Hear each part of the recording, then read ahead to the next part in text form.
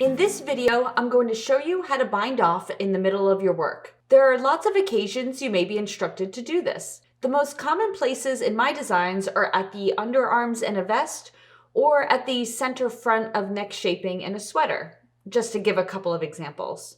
Binding off in the middle of your work is the same technique as binding off at the beginning of your work, but there are a few things you need to keep in mind. So that is what I'll be reviewing in this video. And I have two different demo samples to show you.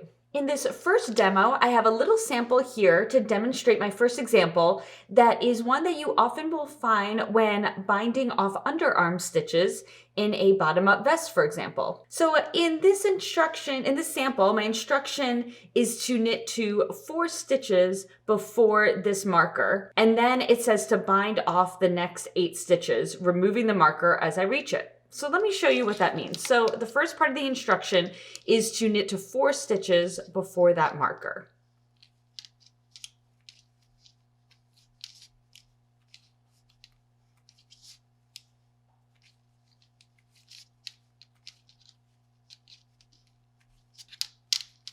Okay, so we are 4 stitches before the marker. Then the second part of the instruction said to bind off the next 8 stitches, removing the marker as you reach it. So to bind off the first stitch, you actually first need to knit that first stitch, then you're going to knit the next stitch, and then you can go ahead and bind off that first stitch. So we're going to insert our left needle into the second stitch in on the right needle, just like you typically would for binding off, and then lift it up and over that last stitch on the right needle. So that was an important thing to keep in mind. When you're binding off the first stitch, you always need to work 2 stitches first, and then you do the first bind off. So we've bound off 1 stitch. Now remember, it said to bind off 8 stitches total, removing that marker. Okay, so we bound off 1. And moving forward, we just have to knit 1 stitch, and then we go ahead and bind it off. So that's 2, 3, and now I'm going to remove the marker as I reach it.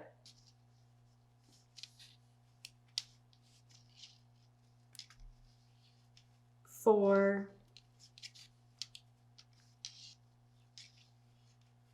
5,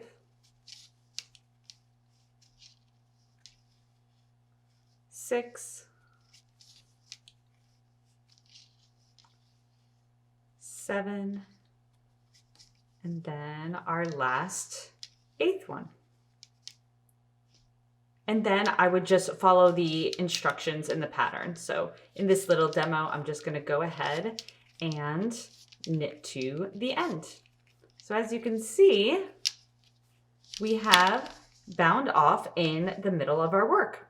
In my next demo sample, it's set up similar to how you will often encounter the beginning of neck shaping in a bottom-up garment, where you first need to bind off your front center stitches. And often you'll first be instructed to place neck markers, and then the bind off will happen in between them. So as you can see here, I have 2 markers placed. I have equal number of stitches. I have 1, 2, 3. I have 5 stitches on the outside here. So we could pretend like those are the shoulder stitches.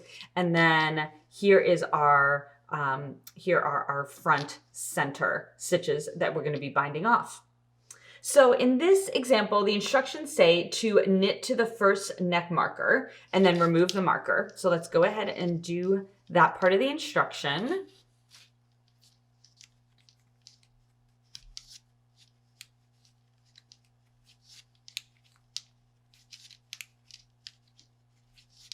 Okay, so we've knit to the first marker. I'm going to remove that first neck marker. Then it says to bind off all stitches until you reach the next marker. So instead of having to count like we did in the first demo, this we just need to bind off until we get to the next marker. But just like we did in the first example, to bind off that first stitch, I first need to work these 2 stitches onto the right needle before I make that first bind off. So I'm going to go ahead and knit the first 2 stitches and then I can work my first bind off. And that's probably always the trickiest part with binding off in the middle of your work, is to remember that. So we bound off the first stitch, and now we can just go ahead and we don't even have to count. We know we just want to keep binding off until we reach the marker. Just like before, after you do that first one, all you have to do is work one stitch, and then you could work the bind off.